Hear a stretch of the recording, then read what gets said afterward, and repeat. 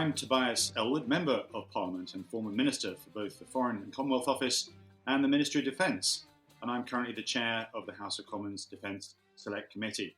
And in recent days, I've been recording a series of podcasts for the Conservative Middle East Council with a number of leading defence and defence policy experts as we approach the publication of the Strategic Defence and Security Review, in the hopes that we can answer some of the major looming strategic challenges the UK faces in the coming decade.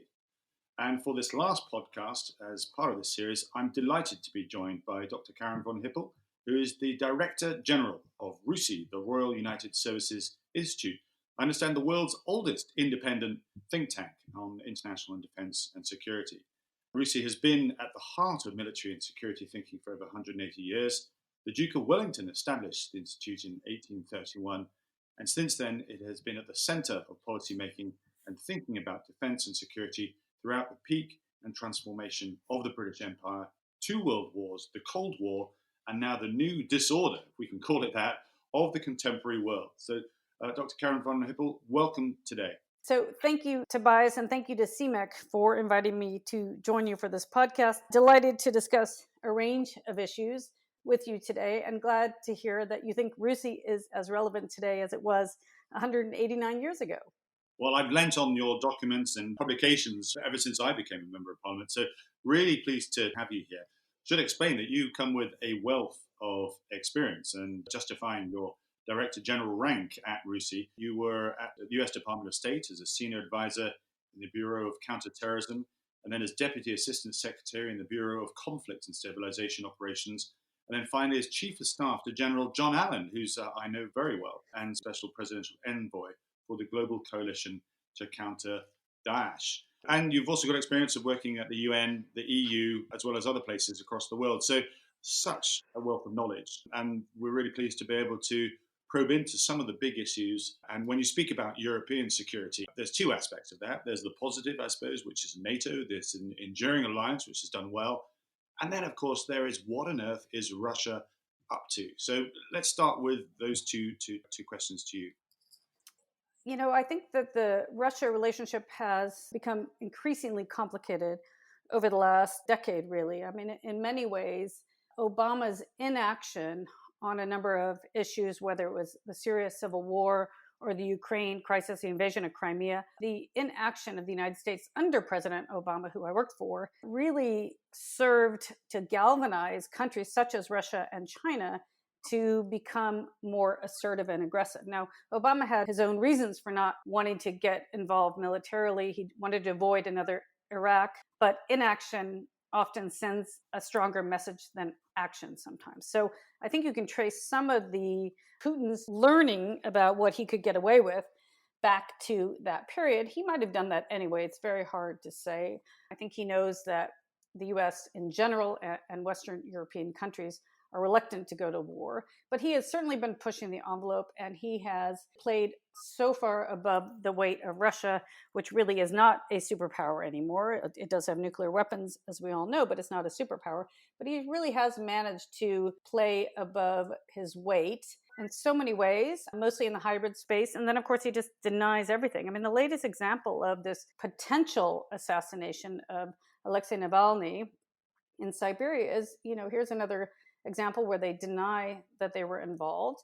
But if they were not involved, don't you think that they would have spent a lot of time trying to make sure that hotel where he may have been poisoned, or maybe the airport, was completely safe and secure, sent in all the people, who have experience in decontaminating areas, et cetera. And there hasn't really been any response at all like that by the Russians. And so, Putin has just gone from strength to strength. He's interfering again in the US elections, as we know. He's interfered across Europe.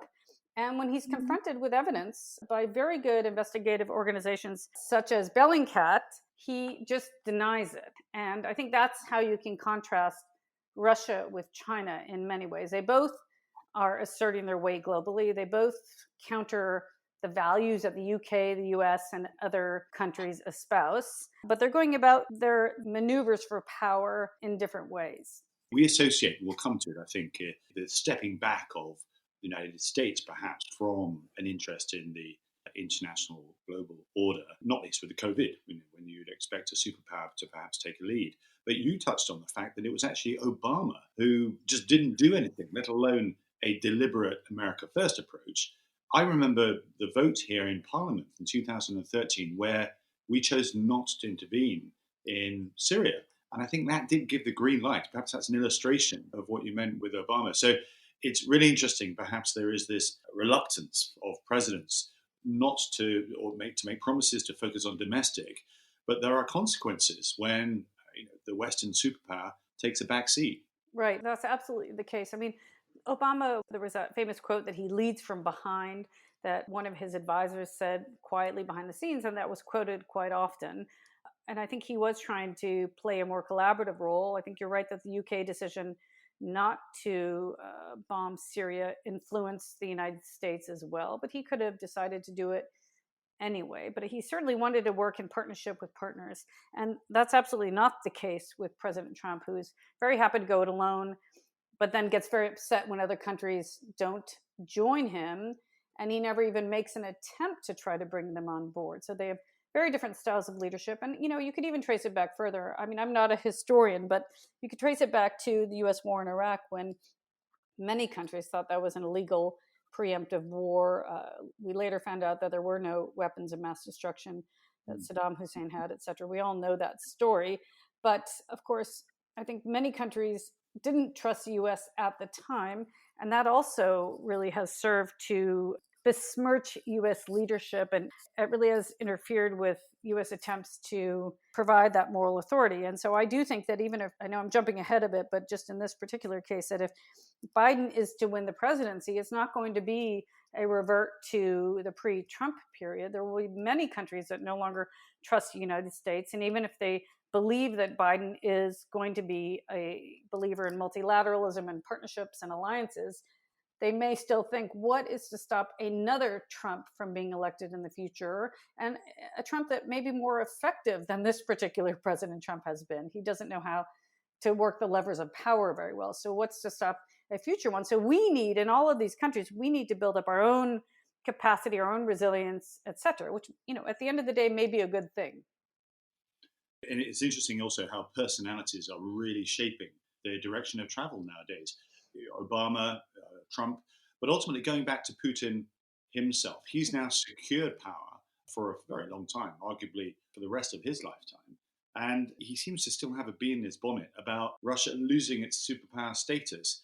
Would you agree that he actually has nothing to lose by seeing a divided West? In fact, perhaps that's one of his objectives, to encourage the West to be divided so we can't consolidate a more collective approach and how to deal with some of his misdemeanors. Absolutely. He's very interested in a divided Europe, divided West, divided NATO, and he's doing everything he can to interfere at the local levels through to the organizational levels.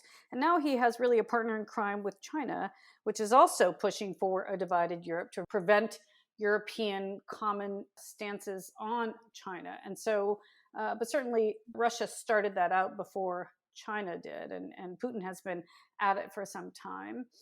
It's very interesting with Putin because I do remember having conversations with people about, there are a number of people, Russia experts, who will say to you, oh, you're getting it all wrong with Russia. They feel that they're on the defensive, not the offensive, and you need to treat them in this way or that way. And, my response to that is, I think we've tried pretty much everything with Russia. We've tried publicly being aggressive. We've tried privately being aggressive. We've tried publicly being diplomatic and privately being diplomatic, and nothing works. And I think that generally you could say that Western policy towards Russia and to China, which I know we will talk about shortly, has been flawed for decades. I think the assumption has been, in the case of Russia, since the end of the Cold War, that engagement will lead to democracy, human rights, et cetera. And that's the same assumption we've made with China. It's called the strategy of engagement. And both of those policies have been incorrect. Now, it doesn't mean that the opposite would have worked better, that a containment policy or fully shunning both countries would have worked. But I think that there needs to be a far more nuanced approach to both countries, because both countries are competitors, but they also should and could be partners as well. But you mentioned Navalny, and that's, I think, quite interesting because that leads us into understanding how modern conflict is being conducted, because I don't actually see any appetite, much as they flex their muscles, for either China or Russia to engage directly with another state on state situation. So the idea of kinetic warfare perhaps is something that we need to prepare for, but we're more likely to see political competition. And Navalny is a great example of that. Being able to remove your domestic opposition, the Skripal incident in Salisbury was another example of that as well, of absolutely wanting to break any local rules by forwarding or promoting an agenda, utilizing proxy forces to expand your own terrain of influence, economic inducement, old fashioned military coercion, theft of IP, cyber attacks. I mean, Russia does this well, doesn't it? Yes, and it goes back to something you said earlier. I think that Putin is very nostalgic about the Russian Empire. He's super upset about the way that the empire collapsed, and he has vowed to treat those who accelerated the demise of the Soviet Union, including spies, as traitors. And so that's his justification for going after people like Skripal. Now, they assume in their own weird way, their own logic, that it's fine to do it in other countries because they're not trying to kill a Brit, they're killing a Russian. And of course, that breaks all sorts of not only practice, international law, et cetera, but it's also not the way that, our countries operate. He's done the same thing in the United States, going after Russians in Florida, et cetera, or former spies that were able to escape or were exfiltrated from the country by Western intelligence organizations. So I do think there is a piece of he's trying to reassert that Russian prominence. He wants Russia to be seen as a superpower. He's inserted himself in the Middle East conflict in such a way that it's almost impossible to talk about the Syrian peace process, if there ever is to be one, without having Russia involved. And he's done that in a number of other places. He's even trying to get involved in places like North Korea, where they haven't played a prominent role. And so he's certainly trying to keep Russia at the big table, but it's so hard to know what's going to happen post-COVID. I think in many ways, one could say that some of these populist leaders have demonstrated that they're incapable of providing the right type of leadership in this kind of crisis. They're more into bombast and they're less into details. And details-oriented people are what you need right now in charge. And so it is possible that, he may survive till he dies. I think that's a good prediction, but it's so hard to predict what might happen in Russia between now and then. And it'll be very interesting to see what happens in the US election. I mean, the world can go in two really different ways if Trump wins versus if Biden wins. And if Trump wins, Putin has greater probability of staying in power, and the world will become more fractured and nationalistic and xenophobic and all sorts of those negative terms. And that'll help authoritarian leaders like Putin. Just tell us from your experience and sort of RUSI's angle, because I know that you study this carefully. Mm-hmm. From a military capability, they have rearmed, and we sort of dismiss them to say they're not a superpower, despite Putin wanting to get back there. But they are investing in submarines, aren't they? They are investing in their surface fleet, in the fifth generation aircraft. They're buzzing British airspace. They're patrolling the North Sea. Their drone capabilities, I think, are sniffing around our intercontinental communications cables. The Arctic Sea is melting, and therefore it's more of a transition area there. They're active, though, aren't they? We can't dismiss that. No, you're right. And they're also investing in hypersonic missiles, et cetera. So lots of next generation technology. I think, though, that they have been punching above their weight economically, and they're spread very, very thin. Now, they're able to do that because a lot of the tools they use are hybrid tools, Cyper and others, so that aren't that expensive. And so it enables you to interfere in many ways. But certainly you're right, they are using traditional kinetic activity. I mean, it's very possible they could militarily make an advance on a country close to them. It's hard to imagine right now they will go into Belarus, but who knows? And if they do, it's not clear to me what kind of response they would get from the US, from Europe, from the UK. So I wouldn't put it past them from using traditional means of aggression. So, it's just hard to say right now what they will and won't do, but they can't afford to do all of this. Don't forget, oil prices, gas prices are down significantly. The COVID crisis is sending every country into an economic tailspin. And so it's hard to imagine that they can continue to afford to do this, especially because the country is basically a kleptocracy and so many individuals own a vast majority of the wealth, and they're not likely to give it back to feed the country. And so it's hard for me to imagine that that kind of expansion can continue.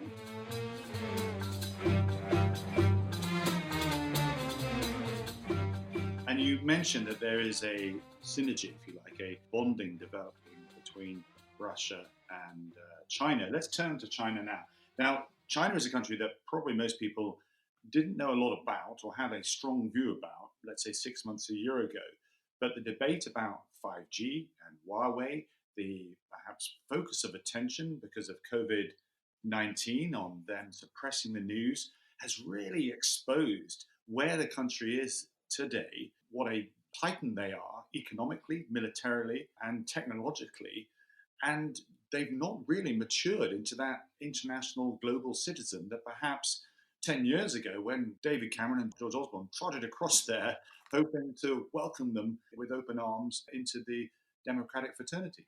Yeah, I mean, China, it's very interesting with the view in Europe. The Europeans have been on an accelerated learning curve about China. I would say the rest of the world has been hyper vigilant about China for much longer.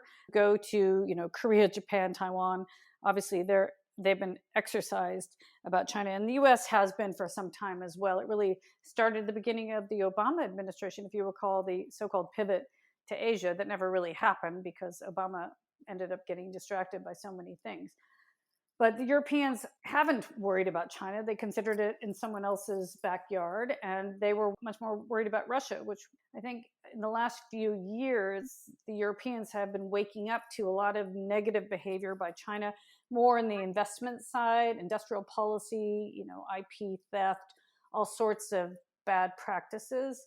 And going into countries like Germany and Austria and buying up these middle-sized family-run companies, buying up the technology, and then often using that technology against those very same German or Austrian companies elsewhere. And so I think the Europeans only in March 2019 declared China a competitor and started trying to figure out how to manage it. Now, China has been very smart because, of course, President Xi started this. It was the 16+1 initiative. Now it's 17+1 countries, but it's basically Eastern European and some Southern Med countries, some in the EU and some not, that they've been investing in. They've been trying to make friends with, basically to provide a bit of a bulwark against a common EU stance. And by the way, it has worked on several occasions. Hungary, Greece, Portugal have blocked EU policy against China on several occasions. So China has been buying friends in Europe and investing heavily.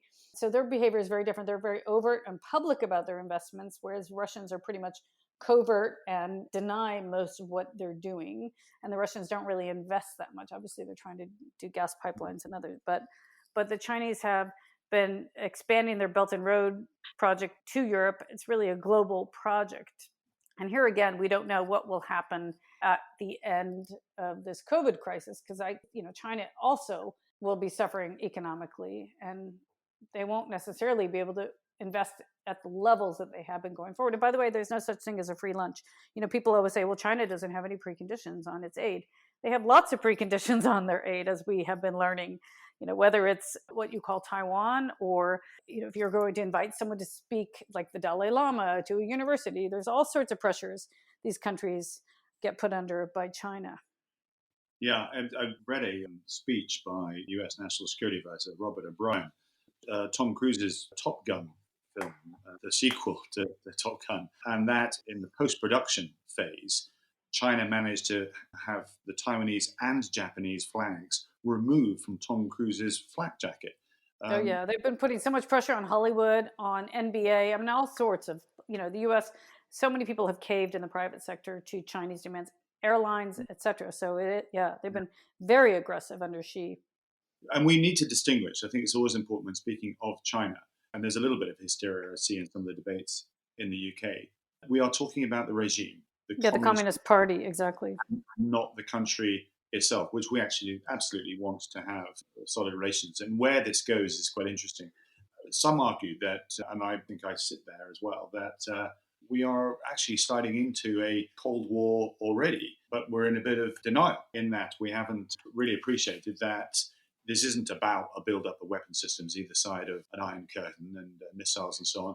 it's a more subtle, direct approach, almost putting Clausewitz on its head. So rather than war being an extension of politics, it's political competition being an extension of politics, of interference in our way of life, disinformation, removing people, other countries' ability to criticize in our international institutions, so you can get away with things. So there's a inertia, if you like, in holding whether it be Russia or China to account. Would you agree? Oh, totally. And it's hard to say. We all have to guess really what China's ultimate strategy is for Europe, for the world. We can guess. We think maybe it's to do with protecting its investments, its way of life, carving out a space for it to play a leadership role. I mean, the Chinese have always pretended like they were not interested in being a superpower and asserting itself on the world stage. But obviously, under President Xi, that's changing. And he is getting a lot of opposition to it. And certainly, it's not clear. There's a lot of pressure on him from domestically. And of course, whether it's in Xinjiang with the Uyghurs or in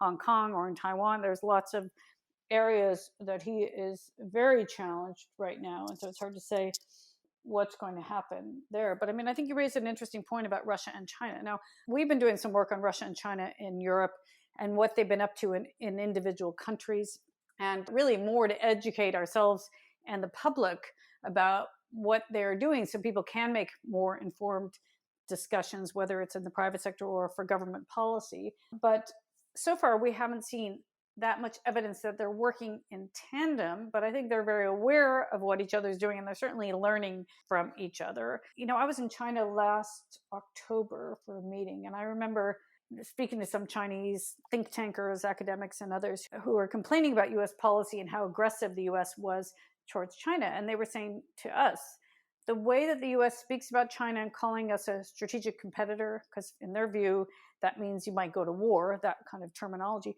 They were saying the way the U.S. is talking about us is driving us closer to Russia. And I thought that was quite interesting, too, that they mentioned that. But it will be an uneasy partnership. And I think the aggression that we now have towards both countries is driving them together, as that Chinese scholar said. Yeah. You know, don't forget, Russia is still a much poorer partner. It's worried about being seen as a poorer brother. It's hard for Russia to assert itself with China because China pretty much, you know, is so much more powerful in so many ways. Obviously not fully militarily yet, but they are investing very heavily. And so I think Russia is worried about that. And so it's going to be wary and careful. But I went to this conference in China, and it was a bit of the axis of evil countries. I mean, it was this annual security conference that the Chinese government hosts. And, you know, the first speaker was the Russian chief of the defense staff. Then there was a North Korean general. Then there was a Serbian minister, and et cetera. And it was basically everyone chatting and screaming about the US, about the West, about Europe, et cetera. And it's very interesting to hear that because, you know, I usually stay in this little Western bubble where I don't hear the way that they view us. And I think we do need to pay more attention to their concerns, their anxieties. It doesn't mean we need to agree with them, but we need to be trying to get into their heads much more than perhaps we do. I go back to this sense of denial from the West, which we can now perhaps move across to. Their technological might. Some of these companies that they've got, Alibaba, China Mobile, Huawei, we're familiar with in the UK, but you know, Alibaba is Amazon and eBay put together. They are just so huge with such significant influence, which make all these other companies that we're familiar with, Facebook, just pale into insignificance. Right, I know, and the fact that they are making an enormous effort to be the AI global leaders and big data and all sorts of concerns in cyber, et cetera, is really concerning. Yeah, they all use the same sort of credit cards so the government can follow them everywhere. Their cameras everywhere. Countries are actually almost having to choose sides. Do you pivot or stay with what you prefer to be, the West, or do you take advantage, particularly if you're a relatively small developing country, let's say in the middle of Africa, and then suddenly these characters turn up offering you state-of-the-art 5G capability in new mobile infrastructure for next to nothing. Do you see this as a concern? Yeah, I mean, some people are concerned about that. The way they're being treated on Huawei may push China to try to develop full capability in telecom so that they will no longer be buying Western products to use with their technology. So you could end up with two completely different systems that are fully separate from each other. But at the moment, I don't think countries should be pushed to making a false choice. I think the US is putting too much pressure on countries to say, you're with us or against us. It's that George Bush Iraq war question again, or that proposal again. And obviously every country needs, including the US, is deeply entangled with the Chinese economy, with Chinese companies, and they have been for years, just as much as they are with others. Now, I think one thing COVID has taught us is that we are overly dependent on China, especially with supply chains, et cetera. We need to increase our own capacity, our own resiliency. We need to build in redundancies so we're not overly reliant on one supplier, and that supplier is often China, especially for critical industries, or even sometimes for agriculture and for other aspects of our survival. And so I do think that post-COVID, William Hague, or Lord Hague, our former chairman, was using the term deglobalization. People often use that word decoupling, but I do think there will be an enormous effort. It may cost countries more, but it's at the end of the day, they may feel they need to build in such redundancies for their own survival and their own security. I just wanted to touch on the threats from China militarily, because their navy is growing. They have the largest land army in the world. They're upgrading their air force too. They're now in the aircraft carrier market. And I think there's some concerns about space as well, of the weaponization of space. Would you agree that we need to be really taking them seriously? Absolutely. And hypersonic weapons as well, and missiles, they're also investing in that area. And that's one area where other countries, Brazil and India, are also investing in. There are no international agreements or protocols regulating their use. If Trump wins again, he'll pull out of all such arms control agreements. I think if Biden wins, Vice President Biden, he will make an effort to try to figure out how to bring China into many of these negotiations. I know it's not simple, and it's hard to do it with 3 countries, but I think it's absolutely necessary. And then to bring in other countries, such as India and Brazil, or whatever countries may be developing these technologies. I'm sure you were at the Munich Security Conference last year. The theme was Westlessness, this idea that the West itself has lost its mojo, its purpose. What do we defend? What are our values and standards that we're willing to uphold? And that's almost given space. So much as we've seen the rise of China and Russia, we've almost as well parallel. We've seen the demise, if you like, of that coordination of what we believe in, those things that united us after the Second World War. Would you agree that there is time to sort of re-engage, to upgrade and to rebuild those institutions, but also recommit to actually standing up for what the West believes in? 100%. I mean, I think another lesson we have learned from COVID is that no country can manage this on their own. And they're all trying to manage it on their own because there's no real coordination going on globally. And there are very few challenges that I can think of globally, whether it's nuclear weapons or it's global terrorism by organizations such as ISIL, or catastrophes, public health catastrophes like this, where a country can resolve this on their own. China is another great example. I mean, the US cannot manage China on its own, and he has tried in so many ways to do it, and he's tried to do it without the help of any other country, and it's just not possible because China is too clever and will build up alliances with countries that they need to do that with. So partnerships and alliances matter now more than ever, and yet we are in the most atomized world we have been in some time. I think Trump has accelerated a lot of this.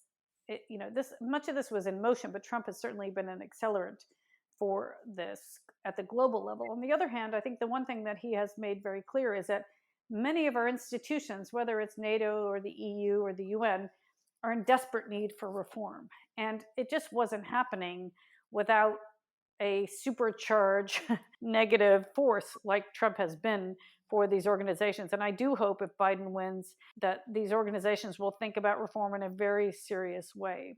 I think, you work for one of these organizations, you're very aware that they need to be reformed, but it just hasn't been possible before. Now I think we're in a situation where our very survival could depend on organizations like the UN being reformed. And I certainly think the Europeans should realize how important NATO is. And I hope the UK does post-Brexit, post the official Brexit at the end of the year, how important NATO is for the security of this country. But if Trump wins, it's going to be an interesting transition. It doesn't mean that it's going to be dog eat dog in Europe. I think the Europeans will come together and be much smarter about it. I think in a lot of ways, the muscle memory in so many parts of the world was just to wait for what the US would do, and then other countries would come together and work with the US.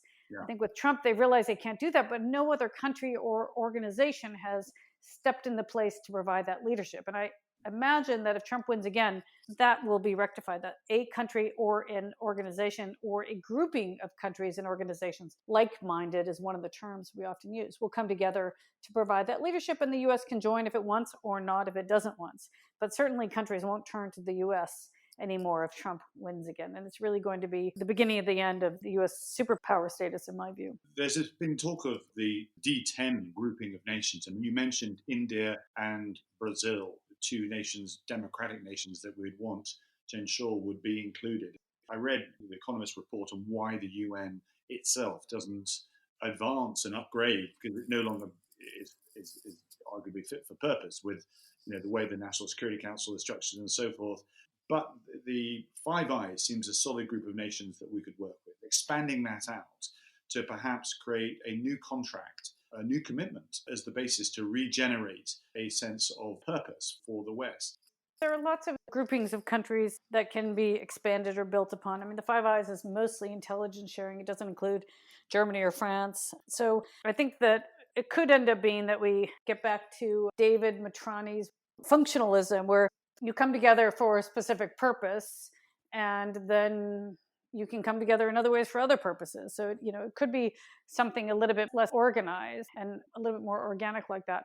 But, I think organizations like NATO really do matter, and the UN could matter. The UN is at the risk of being considered fully irrelevant, and it's proved to be so with this COVID crisis. Now, I think that if countries such as the UK and the United States put sincere effort into figuring out ways to really get the UN going, and it needs to think about ways of bringing in non-state actors that are critically important. There are lots of ways you could think about reforming the UN.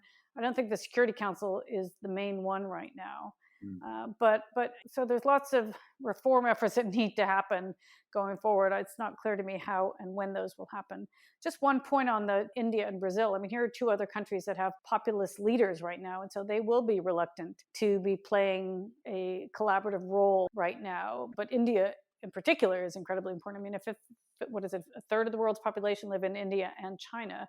India is the world's largest democracy, and I think that if you're not seized of India now, it may be a little bit like how we were not seized in Europe of China a few years ago. And we do need to be thinking more strategically about India. So all eyes on November. I mean, we're in a multipolar world. We're facing unprecedented challenges with the rise of China. We have an assertive Russia. We have still many issues like global terrorism. And then, of course, the U.S. has withdrawn from its traditional leadership role. And now you have a pandemic on top of all that. So it really, as you said at the very start, the disorder is unlike anything we've ever seen, basically. Well, Karin, thank you so much for your time. We've covered so much ground. It's been quite incredible. Many questions left hanging. There's so much to understand as to where things go. By the end of the year, we'll have a better picture as to what is the collective position of the West. But for today, can I say thank you very much indeed for joining the series of CMEC podcasts. Please give our best wishes to David Lidington, who I think has now taken over from William Hager. Again, another great friend of CMEC as well. Can I also thank you very much? Great conversation, great questions, and I hope you will let me interview you in the very near future for a RUSI podcast. Not at all. We're really pleased to be able to do that. Thank you as well. For today, thank you very much indeed. Thank you. Bye-bye.